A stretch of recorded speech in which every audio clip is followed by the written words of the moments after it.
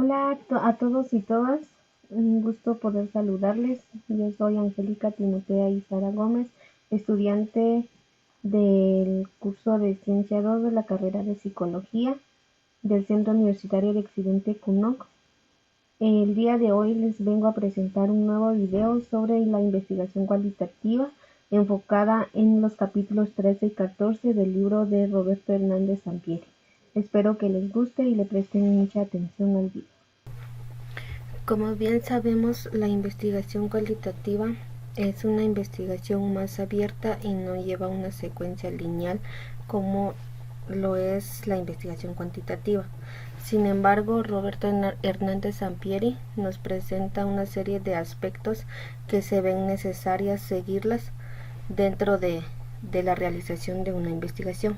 Entonces, en esta ocasión vamos a ver lo que es el capítulo 13 y el capítulo 14 de este libro.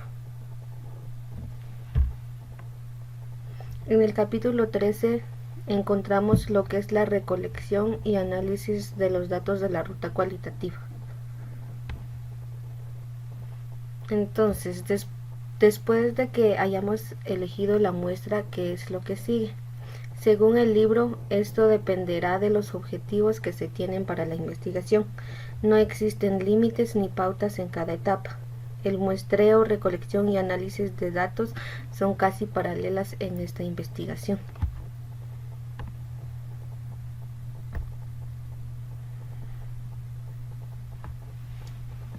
Entonces, después de haber tenido la unidad de muestra, pasamos a lo que es la recolección de datos desde el enfoque cualitativo. La recolección en este enfoque no solo busca medir variables para hacer inferencias y análisis estadístico, busca obtener datos de personas, comunidades, situaciones o procesos en profundidad. Los datos son expresados en distintas narrativas, escritos, verbales, visuales, audiovisuales, artefactos y entre otros. La recolección de datos ocurre en los ambientes naturales y cotidianos de los participantes o unidades de muestreo. El instrumento de recolección de datos más importante o verdadero es el propio investigador. Los instrumentos auxiliares no son estandarizados en este enfoque. ¿Cuál es el papel del investigador en la recolección de datos? Debe establecer formas inclusivas para descubrir las visiones múltiples de los participantes y adoptar papeles más personales e interactivos con ellos. Como investigador debe ser sensible, genuino y abierto y nunca olvidar por qué estamos ahí. Adquirir una postura reflexiva y minimizar la influencia que pueden generar los participantes y ambiente en nuestras creencias asociadas con el objeto de estudio. No interferir en la recolección de datos para obtener los resultados reales que se quieren conseguir.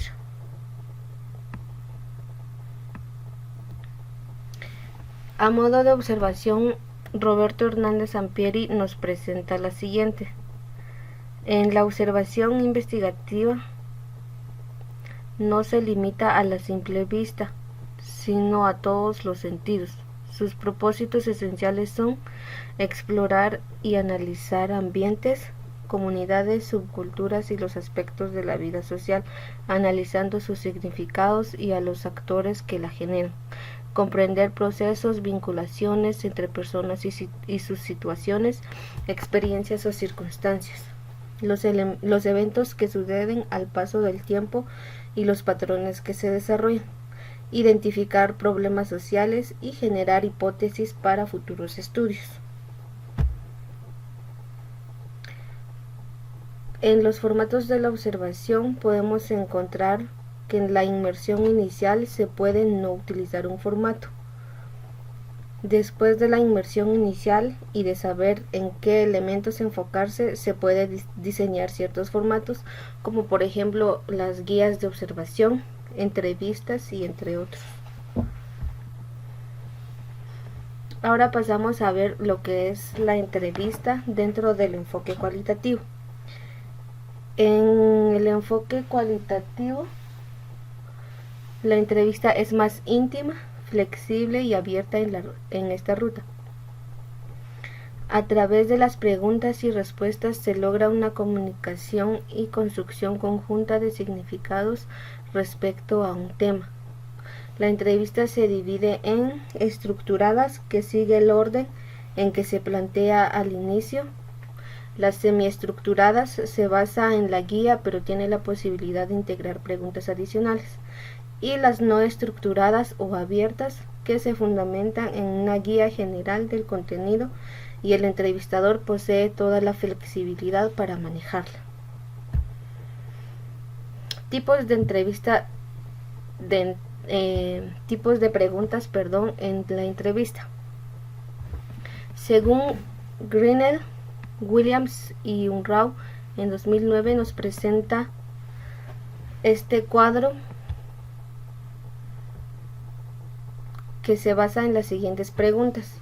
Las preguntas generales, que parten del planteamiento global para dirigirse al tema. Preguntas para ejemplificar, sirven como disparadores para exploraciones más profundas. Las preguntas de estructura, se solicita al entrevistado una lista de conceptos a manera de conjunto o categorías. Y las preguntas de contraste, al entrevistado se le cuestiona sobre similitudes y diferencias respecto a ciertos temas y se le pide que clasifique símbolos en categorías. Por otro lado, tenemos otro tipo de preguntas que es presentado por Mertens en 2015 y las clasifica en 6 tipos. Tenemos las de opinión, de expresión de sentimientos, de conocimientos, sensitivas, de antecedentes y de simulación.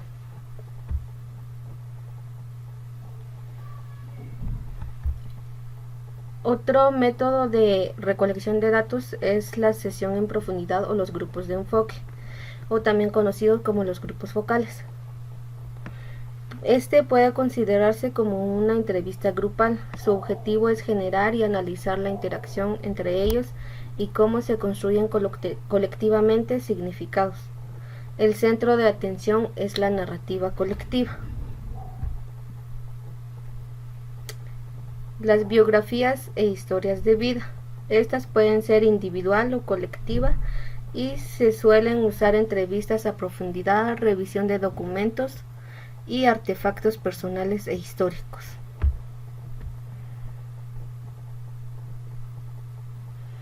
En la triangulación de métodos de recolección de datos, es conveniente tener varias fuentes de información y métodos para recolectar los datos, es decir, la triangulación es más que todo la comparación de diferentes fuentes de recolección de datos, ya sea por ejemplo una entrevista o grupos focales u observación simple. El análisis de los datos cualitativos. La recolección y análisis ocurren casi paralelamente, no es uniforme e incorpora las concepciones de diversos teóricos de la metodología. Ahora veremos lo que es la generación de hipótesis, explicaciones y teoría resultante. Esta se deriva de todo el trabajo antes realizado, surge paulatinamente, se relacionan entre sí las categorías vinculadas más estrechamente con el planteamiento del problema. Las herramientas son o pueden ser diagramas de conjuntos o mapas conceptuales, matrices, metáforas, establecimiento de jerarquía, calendario, entre otros. El análisis de los datos asistidos por computadora. El libro de Roberto Hernández Sampieri nos presenta una serie de programas que pueden ser útiles para la realización de nuestra investigación cualitativa. Entre ellas están Atlas.ti, que segmenta datos en unidades de significado, codifica datos y construye teorías.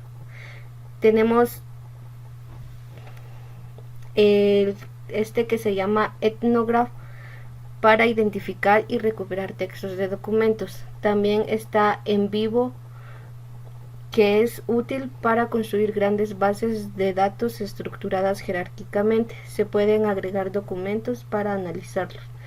Y por último, encontramos la Decision Explorer, que es más que todo para mapeo de categorías y puede visualizar relaciones entre conceptos o categorías en diagramas.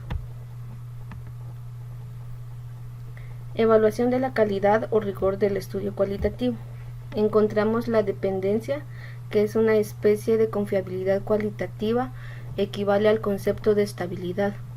La credibilidad, que se denomina máxima validez, se refiere a si el investigador captó el significado completo y profundo de la experiencia de los participantes. Está también la transferencia, que parte de los resultados o su esencia para que puedan ser aplicados en otros contextos. Y la confirmación o confirmabilidad, que se vincula a la credibilidad. Este se refiere a demostrar que se han minimizado los sesgos y tendencias del investigador.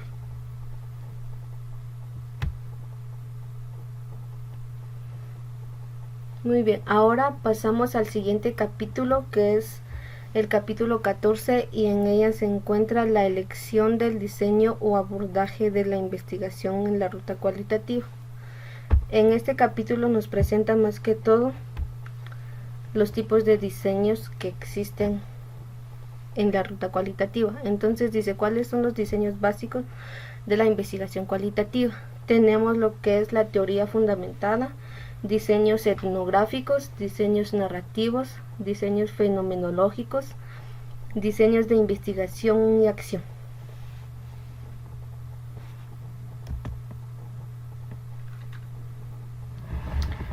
En los diseños de teoría fundamentada podemos resaltar que se asienta básicamente en el intercambio simbólico.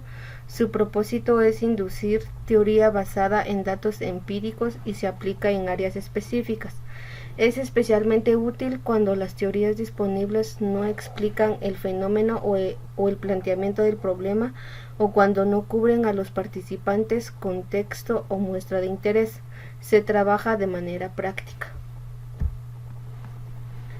También tenemos el diseño sistemático, que resalta el empleo de ciertos pasos en el análisis de datos, incluye toda clase de codificación, y este se vincula al diseño de teoría fundamentada. Ahora tenemos lo que es el diseño etnográfico. Estos pretenden explorar, examinar y entender sistemas sociales, grupos, comunidades, culturas y sociedades. Producir interpretaciones profundas y significados culturales desde la perspectiva o punto de vista de los participantes o nativos.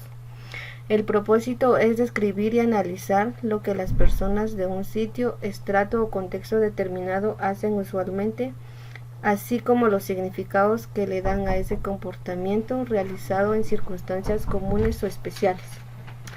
Estudian categorías, temas y patrones referidos a las culturas.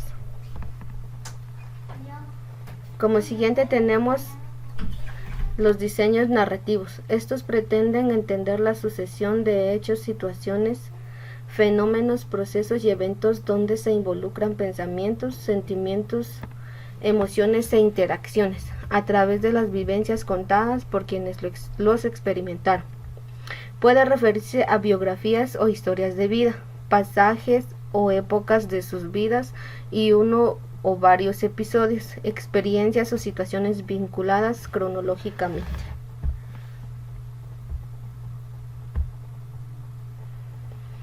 Como siguiente tenemos los diseños fenomenológicos. Su propósito principal es explorar, describir y comprender las experiencias de las personas respecto a un fenómeno y descubrir los elementos en común y diferentes de tales vivencias. El fenómeno se identifica desde el planteamiento del problema y puede ser tan variada como la experiencia humana. El objetivo es descubrir el significado de un fenómeno para varias personas. Por último, tenemos los diseños de investigación-acción.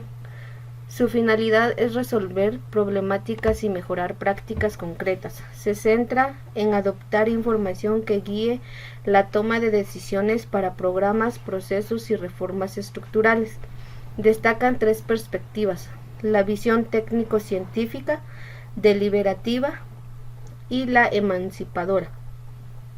Los ciclos para efectuarlo pueden ser detectar el problema, formular un plan o programa para resolver la problemática o introducir el cambio, implementar el plan, evaluar los resultados y generar realimentación.